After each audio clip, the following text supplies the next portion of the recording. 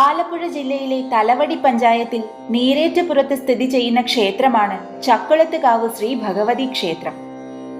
സ്ത്രീകളുടെ ശബരിമല എന്നാണ് ഈ ക്ഷേത്രത്തെ വിശേഷിപ്പിക്കുന്നത്.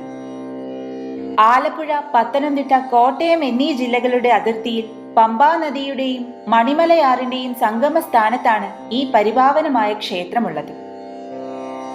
മുഖ്യ പ്രതിഷ്ഠ ആദിപരാശക്തിയാണ്. വനദുർഗാ സങ്കല്പത്തിൽ 8 കരങ്ങളോടുകൂടിയ ഭഗവതി ചക്കുളത്തമ്മ എന്നാണ് അറിയപ്പെടുന്നത്. ഈ ക്ഷേത്രത്തിൽ ഗണപതി, പരമശിവൻ, മഹാവിഷ്ണു, സുബ്രഹ്മണ്യൻ, ഹനുമാൻ, ശാസ്താവ്, നവഗ്രഹങ്ങൾ, യക്ഷിയമ്മ എന്നീ ഉപദേവതകളുണ്ട്.